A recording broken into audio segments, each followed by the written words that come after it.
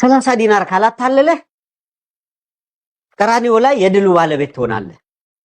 ቢያንስ በግራና በቀኝ ከተሰቀሉት አንደኛው ያለው ምንድነው? እባክህን በመንግስት አስበኝ። የመጨረሻዋን ሰዓት ተጠቀማት። ይኸውልህ በሮጥ አይደለም ሹመት ብኩርና ተረከዝ ያዙ በትህትና ይባላል። በመንግስት አስበኝ ያለው ሲድን ለ30 ዲናር ብሎ ከወንበዴዎች ጋር የተባበረው ደግሞ ሐዋርያ ተብሎ ተመርጦ እስከዛ ድረስ ስንት ታምር ሲሰራ የነበረ ሰውዬ ደግሞ ወንበዴ ተብሎ ቀረ። እስከዛሬ ድረስ የካዲነት ምልክት ሆነ።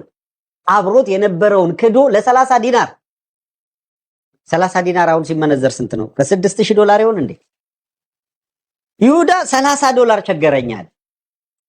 ይኸውላችሁ ይሁዳ የሚገርም ሰው ነው።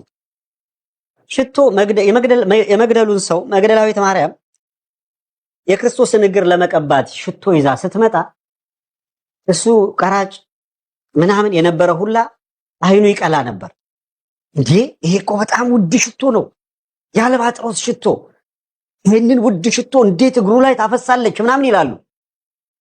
አሁን የሽቶ ውድነት ለምንድን ነው እንዲቆረቆር ያደረገው ብትሉ ቀረጥ ሰብሳቢ ስለነበረ ሽቶ ቢሸጥ ኖሮ የቀረጥ ዋጋው 30 ዲናር ለሱ ይደርሰዋል። ስንት አይነት ወዳም አለ በፈጣሪ። ከቀረጡ ላይ 30 ዲናር ይደርሰኛል ብሎ ጌታውን በመሳም አሳልፎ ሸጠ በ30 ዲናር ያለ ርህራሄ። አንዳንዶቹ አይገርምም እስከ ሐሙስ አብሮ ተራት ይበላ ነበር። አንዳንዶቹ እኮ እስከ ፍጻሜው ድረስ እኮ አንደበታቸው የሚወጣው ይደንቃል።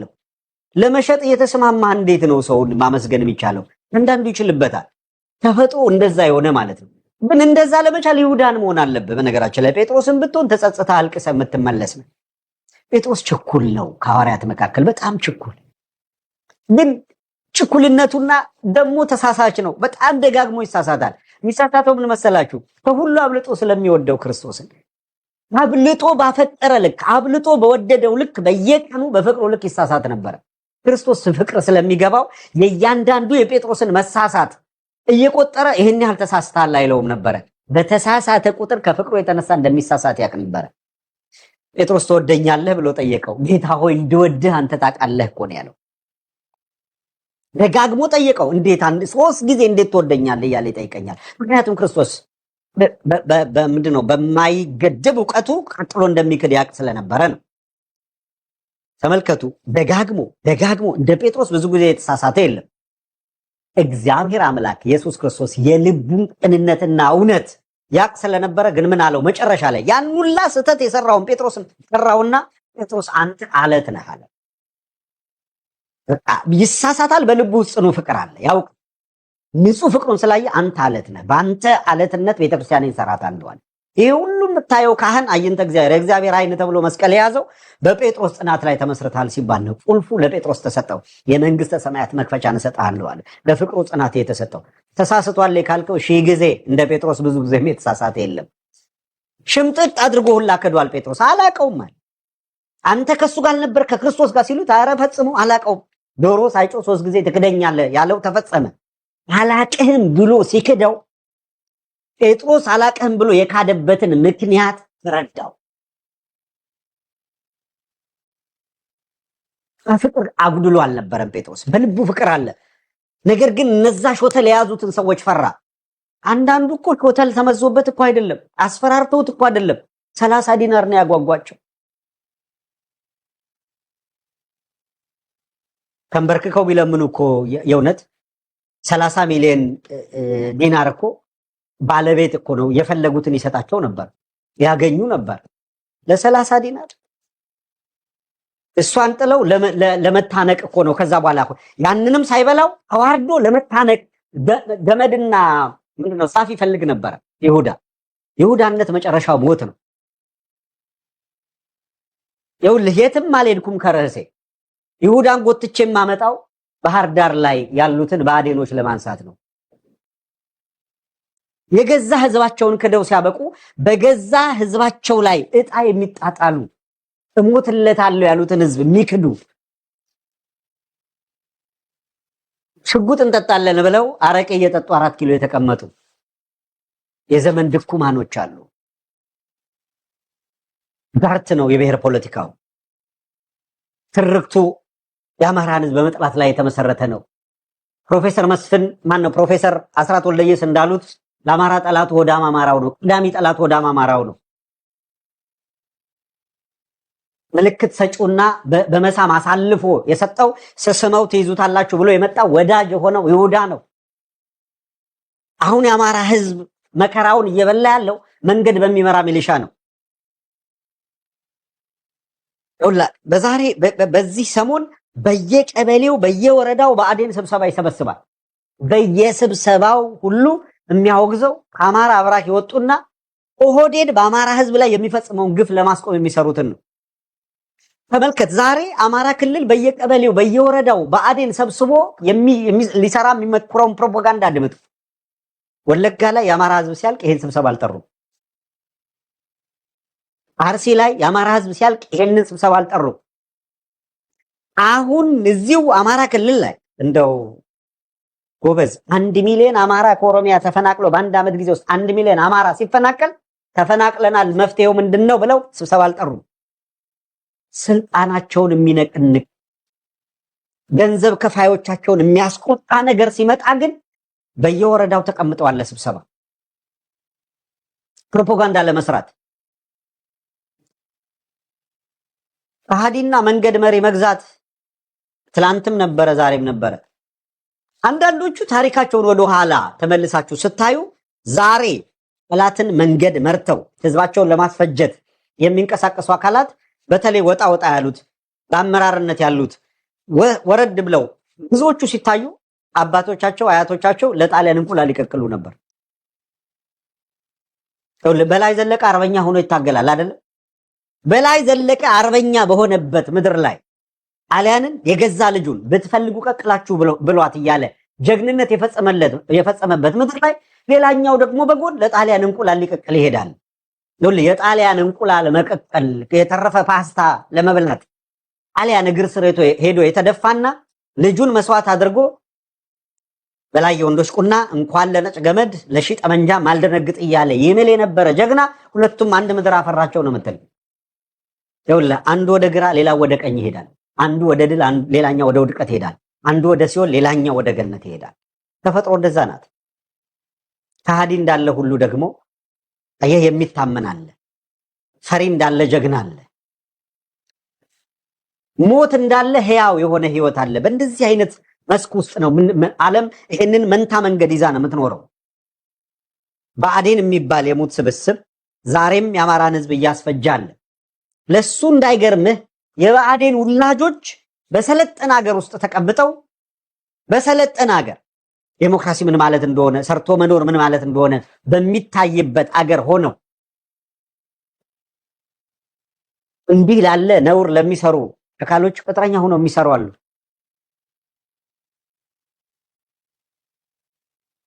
በየቀኑ አጀንዳ እየሰጠህ የገዛ ህዝብን ከፋፍለ ለእንደዚህ ያለ ውርደት እንዴት ተዳረጋለህ? የሐሳብ ክርክር የለም፣ የእውቀት ትንታኔ የለም።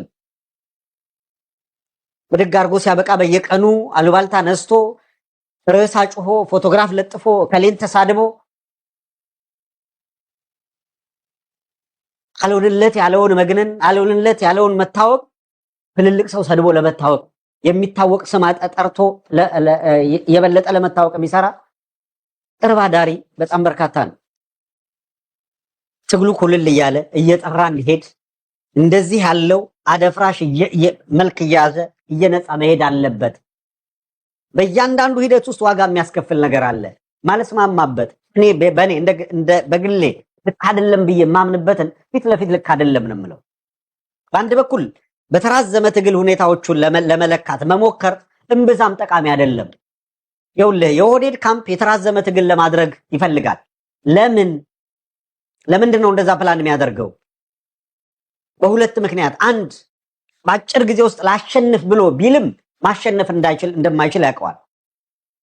በሌላ በኩል ትግሉ በተራዘመ ቁጥር ትግሉ እየተካሄደ ያለው በአንተ ሜዳ ላይ ነው። ይህንን የትግል ሂደት ካንተ ሜዳ ላይ አውጥተህ ጦርነቱን ለተራዘመ ጊዜ ሊያቆይ በሚፈልገው አካል ሜዳ ላይ ጫወታውን ስታደርገው የጦርነቱ ሁኔታ ቶሎ መቋጫ ያገኛል። ይህን ለማድረግ የህዝቡን የህልውና ትግል እየመራ ያለው አካል ምን ይጠበቅበታል? ማንኛውንም ችግር ማንኛውንም ፈተና ተሻግሮ የምርጫ ጉዳይ አይደለም ፌል አድርገናል ማለት አይቻልም። የሚቻለው ማሸነፍ ብቻ ነው። የሚቻለው መደራጀት ብቻ ነው። የሚቻለው መሪ ድርጅት መፍጠር ብቻ ነው። ከዚህ በመለስ ያለው ህዝብህንም አንተንም የሚያዋርድ ነው። የግል ስሜት፣ የግል ፍላጎት፣ መንደራዊ ፍላጎት፣ እሳቤም ሌላም ነገር ካለ ከሁሉም ይልቅ የሚበልጠው የአማራን ህዝብ ከገባበት መከራና ፈተና ማውጣት ነው። የአማራ ህዝብ ይሄንን የህልውና ትግል ታግሎ አሸንፎ ወደፊት መራመድ የሚችልበትን ሁኔታ መፍጠር እስካልቻልክ ድረስ በዚህ ዘመን ውስጥ በመፈጠርህ እድሜ ልክህን ሲጸጽተህ ነው የምትኖረው። ቡንፉርዳውያን ምን አንደበት አላቸው ለመናገር? እንዴት 40 ሚሊዮን ህዝብ ተበትኖ 40 ሚሊዮን እኮ ኩርዳውያን ማለት ምናልባት 6 እና 7 የአውሮፓ ሀገራት ማለት ሌሊቱ ምን አይነት ስህተት ነው የሰራው? የገዛ ህዝቡ ተበትኖ እንደዛ እንዲሆን። ሊቢያ እንደምን ተበተነች? እንዴት የሊቢያ ሰዎች እንዴት ሀገራቸውን ለእንዲህ ያለ ውርደት ዳረጓት? አንድ አምባገነን ጋዳፊን መጣል አገርህን በማፍረስ የሚጠናቀቅ ከሆነ ለምን ጀመርከው የሚያሰኝ እኮ ነው። ጋዳፊን ዞር አድርገህ ስለምትሰራው ሀገር ተጠንቅቀህ አንድ ነገር ማድረግ ካልቻልክ ሂደት እንዴት አያስተምረንም? እንዴት ከዚህ ሁሉ በኋላ ከዚህ ሁሉ ሂደት በኋላ አትሊስት አሁን እዚህ ላይ ቆመን የትኛውም ፈተና ይምጣ ግን መሻገር የምንችለው አንዱ ለሌላኛው ያስፈልገዋል። ማን ምን አይነት አቅም አለው? መተጋገዝ ከቻልን ወደፊት መራመድ የምንችልበት እድል አለ የሚል ነገር ይዘህ ካልመጣ ጠላት የሚፈጥነው በናዳ ነው። እሱ በሚፈጥንብህ በናዳ በሚመጣብህ ፍጥነት አንተ መመከት የሚችል ያንን መቀልበስ የሚችል ሁኔታ ካልፈጠርክ አታጋይ መባሉ ለምንድን ነው የሚጠቅምህ ነው። ተመሳሳይ አዙሪት ውስጥ የዞርክ እንዴት ትኖራለህ? ሌላው አካል በዚያም በዚህ የቆመውስ እንዴት አድርጎ ነው መደገፍ ያለበት? አየህ አንዳንዱ የጠላውን መረር አድርገህ ስትተችለት የስ ነገረው ምናምን ነገር ይልሃል። ከኛ እሱን ነው የሚጠብቀው። የወደደውን ደግሞ ስትረግፍለት በሂደት ውስጥ አቤት እንትናን አቤት ጀግና እሱንማ ደገፈው ይኸውልህ ምስክርነት ሰጠው ይላል። የምናገረው ንግግር ለአጠቃላይ የትግሉ ሂደት ይጠቅማል ወይስ አይጠቅምም የሚለውን ለካ መጀመሪያ አንተ ከምትወደው ግለሰብ ወይም ድርጅት ጋር አታጣብቀው። መጀመሪያ ለህልውና ትግሉ ፋይዳ ያለው ትርጉም ያለው ጠቃሚ ሐሳብ ነው ወይ ሐሳቡ? ይሄ ከሆነ የቀረቡ ትችቶች ምን ያህል ትርጉም አላቸው? በፋይዳ ሲለኩ የሚገነቡ ናቸው? የበለጠ የሚያፈርሱ ናቸው? ይኸውልህ ግለሰብም ቡድንም ማንንም አታስቀድም። ቀዳሚው ዓላማህ ይሁን። የህወሓት ኃይሎች ያዋጣቸውም ማያዋጣቸውም ለረጅም ጊዜ መጓዝ የቻሉት መስመር ኃይል ነው በሚል ነው። ዛሬ ለምስክርነት የማይበቃ ቢሆንም አሁን አንድ የሚናገረውን እንኳን በማያውቅበት ደረጃ እየተንበዛበዘ ያለ ጀነራል አለ። በጀነራል ክንፈዳኛው የሚባል እጅግር የለው የሚናገረው የሚደንቀው ክንፈዳኛው ዛሬ እንደዚህ ያለ ውጥንቅጥ ውስጥ የገባና የፖለቲካም የምንደርዝ የጠፋበት ሰው ይሁን እንጂ የቲፒኤልኤፍ ታጋይ በነበረበት ጊዜ ክንፈዳኛው ወንድሙ አጽሃዳኛው በነስብሃት ነጋ ስተሰርታል ተብሎ ሲረሸን መስመር ኃይል ነው እያለ ከነስብሃት ጋር ቆሟል። ወንድሙ ጥፋት አጥፍቶ ነበር መረሸን አለበት መስመር ኃይል ነው ብሎ አምኖ ተቀብሎ ወንድሙ ተረሽኗል። እሱ ከስብሃት ነጋ ጋር ትግል ቀጥሎ 4 ኪሎ ደርሷል። ይኸውልህ ዛሬም ድረስ መስመር ኃይል ነው በሚለው ነገር አሁን ስለ እየተጓዘ ስለነበረ እስከ ዛሬም ድረስ ስለ ወንድሙ ሞት ያነሳለን። አብይ አህመድ የተወሰነ ጊዜ እስር ቤት አስገብቶ ሲያስወጣው አብይ የነካው ሁሉ ይበላሻል። ምን የሆነ ጣቢያ ቀላቅሎበት ነው የወጣው እና አሁን እስከሚመለስ ድረስ አንቴና ዘርጉለት። ትግራይ ያላችሁ ሰዎች ለክንፈዳኛው ጠፍቶታል፣ ፖለቲካው ምናምኑ ጠፍቶታል። በዚያ ተወጣጥሮ ላለ ለትግራይ ህዝብ ስለ ዲፋክቶ ስቴት ያወራለታል። ዲፋክቶ ምን እንደሆነ ጠፍቶበታል። ዛሬም ብዙ ሰው ይመገበዋል። ማናናቂ አይደለም እና እስር ቤት አንዱ የሚቀለደው ማለት በቆየበት ዘመን ሁሉ የእስር ቤት ቡሌ አይደለም የሚባለው ደያሱን ያንን የበላ ምኑን ሽሮ እንደሚያረጉት ምኑን እንጀራ እንደሚያደርጉት ግራ ነው የሚገባው የእውነት እና በተደጋጋሚ ያን የበላ ሰው ይቸገራል የሚሉት ነገር አለ። ማለት ይሄ መቀንጨር ለአእምሮ እድገት ምናምን ብቻ ሳይሆን እንደ እንጀራው ማሰብ ይጀምራል። የተበላሸ ነው በጣም በተደጋጋሚ እንደዛ እና ሰው ሳልበላ በቀን እያሳረፍኩ ልብላ አይነት ነገር ይላልና ክንፈዳኛው የሚያቀብለው አቶ ዝም ብሎ እሱን ነበር ደያስን የቀጠቀጠው እንዴ? ወጥቶ ምንድነው የሚያወራው የሰውዬ?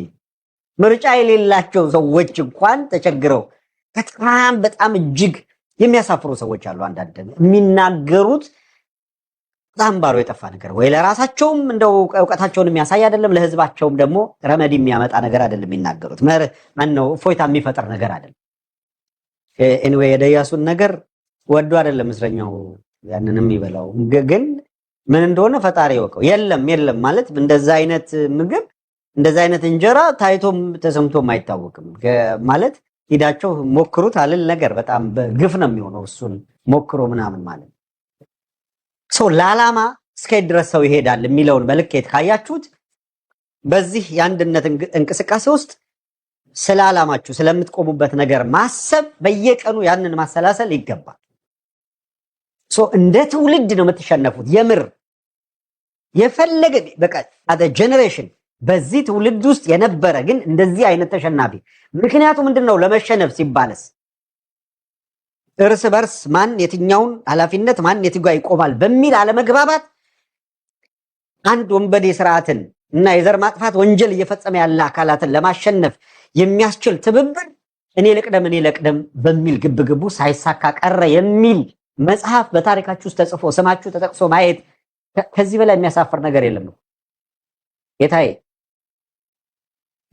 በደርግ ጊዜ የነበረ ወታደር ለስርዓቱ ታማኙ ነው፣ ለመንግስቱ ታማኙ ነው ከመስራት ይልቅ የውጭ መንግስታትም በማስቆበለያ ሲያማልሉት እየማለለ ታጣቂ ኃይሎቹም ገንጣይ ኃይሎቹም በብሔርም በገንዘብም ብለው አፕሮች ሲያደርጉት እየሸወደ ኮሎኔል መንግስቱ ኃይለማርያምን የጎዳ መስሎት ሲመሳጠር የነበረና ስርዓቱን ለመጣል ሲሰራ የነበረ ጀነራል ማለት ነው። መጨረሻ ላይ ዕጣ ፈንታው ምንድነው የሆነው? ወደ እስር ቤት የሚጓዘው በሙሉ እስር ቤት ሄደ፣ በሰበሰ። ምንም የማያውቁ ለድንበር ለወገን ብለው የለፉ እነዚያ የጦር ሰራዊት አባላት በሚያሳዝን ሁኔታ አመራሩ በሰራው ከባድ ስህተት ኮፍያቸውን ዘግዝቀው እንዲለምኑ ተገደዱ። ስንት ወገኖቻቸውን እየቀበሩ የመጡ አየህ፣ ሊደርሺፑ የሚሰራው ስህተት ሀገር እንዴት እንደሚያዋርድ ያን የመሰለ የጦር ሰራዊት እንዲበተን ሆነ። አመራሩ በሰራው ስህተት የሀገሪቷን ፕሪሚ የሚባሉ ወሳኝ እንደና አክሊሉ ሀብተወልድ ያለ ምሁርና ልሂቃንን ሰብስበው ሲያበቁ በአንድ ተራ መኮንኖች ውሳኔ ጥይት በግንባራቸው እየለቀቁ ገደሉ። ወሳኝ ለሀገሪቷ የሚጠቅሙ አካላት፣ ሊያሻግሩ የሚችሉ አካላት አስረው እንኳን አስቀምጠው አማክሩም ቢሏቸው አገር እንዴት መመራት እንዳለበት ሊያማክሯቸው የሚችሉ አካላትን በጥይት ረሽነው አሽላሉ። መጨረሻቸው ምን ሆነ? እነዛ እጅ እያወጡ እንዲገደል ያደረጉ ሰዎች ዕጣ ፈንታቸው ምንድነው የሆነው? እናቀው ነው። ዘሴም እንዴት ሩቲን እንሄዳለን? ተመሳሳይ አንድ እንቅፋት ደጋግሞ ከመታ ድንጋዩ አንተ ነህ፣ እንቅፋቱ አይደለም ድንጋይ የሚባለው ሰው። እንዴት ተመሳሳይ ስህተት ይሰራል? አንዱ ለሌላው ያስፈልገዋል። በቃ መስት ብሎ እንዴት አይገባም? ሰው ሲገባ ወደ ስብሰባ ሲገባ መስት ይሄንን በስምምነት አጠናቀን በአጭር ጊዜ ህዝባችንን ወደዚህ እናራምዳለን በሚል እልህና ቁጣ እንዴት አይመጣም? ምን አለበት የጀርባ ገጽ የምናምን የትላንትና የዛሬ ወር የዛሬ ዓመት የምናምን የሚለውን ዝባዝን ከተተ በአመራር ኳሊቲ ብቃት ማን የተሻለ መርቶ ወደፊት ይወስደናል የሚለውን ለምንድን ነው መነጋገር ማይቻል? የተወለደበትን የ40 ዓመት ሰውዬ የተወለደበትን ሰፈር ምናምን ቆጠራ ውስጥ ገብተህ እንዴት ትዘልቀዋል? የተወለደበት ቦታ እኮ 40 ዓመት ተሻግሮታል። ምናልባት እንዴት ወደ ኋላ መልሰህ ሌላ ቦታ ወስዳ እንዲወለድ አታረገው? ለምን በቦታ ተመዝነዋለህ? በእውቀቱ ለካው። አማራነቱን የግድ 4 ክፍለ ሀገር ውስጥ ወስነህም አትበይ ነው። በውጭ በውስጥ በመላ ሀገሪቱ ያለ አማራ እኩል ይወለድ። በምንድነው ክልል ውስጥ የተወለደ ከክልል ውጭ የተወለደ ምናምን ብለህ ልትሰፍረው አትችልም። አማራነት የትም ቦታ አማራ መሆን የሚያስጠቃ ከሆነ አማራዊ ማንነቱ የሚቀዳበትን ስነልቦናዊ ውቅርም ደማዊ ማንነትም ሁሉንም የአማራነት መገለጫ አንድ አይደለም ብዙ መመዘኛዎቹን ከግምት አስገብተህ ይሄ እያንዳንዱ የአማራ ህዝብ እኩል በባለቤትነት እንደ አንድ አማራ ያገባዋል ብለህ አስበህ መንቀሳቀስ ይጠበቅብሃል። ቢመጣ ለጉዳትም ሲዳረግ እኮ እንደዛው ነው። አያገባህም አይ አንተ ይሄኛው እኮ ማያገባው አማራ ነው ተብሎ ዞር አይባልም። ፍጹም ፖለቲካ ውስጥ የሌለ የታይ እነ አይሻ ወላሂ አማራ አልሆንም እያለች የሞተችው ፖለቲካ አውቃ ተንትና ምናምን አይደለም። ክልል ተብቶ ከተሰፈረውም ውጪ ናት። የህልውና ትግሉ መጀመሪያ አልፋና ኦሜጋውም የት ነው ካልክ ከክልል ከተባለ ውጪ ያለው አማራ ለአደጋ በመጋለጡ ምክንያት ነው የህልውና ትግል የጀመረው። ሁሉንም ከግምት ያስገባ መፍትሄ ለማምጣት ምን ይቸግራል? በዘገየህ ቁጥር የሚመጣብህን ነገር ልንገርህ። እኛ ድክመት እንጂ በጠላት ብርታት ነው ወይ ብላችሁ እስቲ ይሄንን ብሎ ማሰብ እንዴት ይቸግራል? የነሱ ጩኸት እኮ በጣም የሚሰማው እኛ ዝም ስላልን፣ የኛ አለመተባበር እነሱን እንዲፏልሉ አደረጋቸው። ሁሉን እንዲቆጣጠሩ ድል እየሰጣቸው ነው። አብይ አህመድ በውጭ ያላችሁ እግዚአብሔር ይላችሁ እያለ ይራገም ነበር እኮ ከ2 ዓመት ከ3 ዓመት በፊት። ስለዚህ በውጭ ያለውን የፕሮፓጋንዳ ሂደትና መስመር በምንም መልኩ ሊነካው ሊበትነው አልቻለም ነበር። በየመስኩ ብአዴን የመለመለውን አካል አሰማራ። ቀን ጠብቆ ጊዜ ቆጥሮ እንደ ማስረሻ ሰጤ ሲሄድ እስክታየው ድረስ ታጋይ ነው ላንተ። ለየሚዲያው ላይ አለ አመር ዘራፍ ይላል። ቀን ቆጥሮ ጊዜ ሰፍሮ እስከሚሄድ ይቀመጣል። ጊዜ ሰፍሮ እስከሚሄድ አርበኛ እያልን ነው የምንጠራው እኮ ማስረሻ። ጊዜ ቆጥሮ ቀን ጠብቆ እስኪሄድ እኮ እነ ጸዳሉን አርበኛ ነበር የምንላቸው። አባይ እና አሁንም እንነግራለን። ቁጭ ያለው ጊዜ ቆጥሮ እስከሚሄድ ድረስ የት የሚቀመጥ በአንተ የትግል ሂደት ውስጥ ልዩነት የዘራ ልዩነት እንድታጭድ የሚያደርግ በሙሉ አንዱን ጀግና ሌላው ኃጢአተኛ፣ አንዱን ምናምን ሌላኛውን የሆነ ነገር እያደረገ ሲኮንን የሚውል ልዩነትን የሚዘራብህ በሙሉ ብአዴን እንካ ይህንን አድርግ ብሎ የሰጠውን ተልእኮ እየፈጸመ ነው ስንልህ በግምት አይደለም፣ ከእውነት በሚነሳ ትንታኔ ነው። ይሄን ካልን ዘንዳ እነዚህ የተሸነፉ አካላት እንዴት እንዳሸናፊ እንዴት እንደ ድል አድራጊ ይታያሉ ነው። እስካሁን የተናገርኩት ከዚህ ቁጭት የሚነሳ ነው። መስማማት እርስ በርሳቸው የተሳናቸው አካላት ፋኖ እርስ በራሱ አይስማማም ይለዋል። አይስማማል የሚል ፕሮፓጋንዳ ልሰራ አልችልም።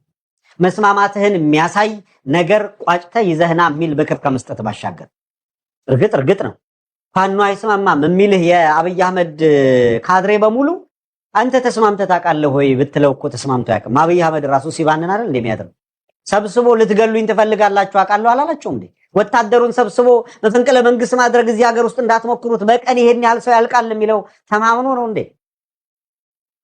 አማራ ክልል ላይ 6 ፕሬዝዳንት በ7 ዓመት ውስጥ የቀያየረው ስለሚያምናቸው ነው። አለመተማመን እኮ ነው። አብይ አህመድ አምጥቶ ተረግቶ የተቀመጠ ሚኒስትር አለ። አለመተማመን ማለት ይሄ ነው። የት ጋር የሚስማሙትን ነው? ይኸውልህ ጅማ ከወለጋ ተንፈራቆ ነው የቆመው። አርሲው ከሸዋ ጋር ተንፈራቆ ነው የቆመው። አንዱ ከሌላኛው ጋር ጠርዝ ረግጦ ነው የቆመው። ልዩነት እኮ አለ እነሱ ጋር ሪጋርድለስ ኦፍ ዜር ዲፍረንስ ከነ ልዩነታቸው ግን በዓላማ ጉዳይ ግን አንድ ላይ ነው የሚቆሙት።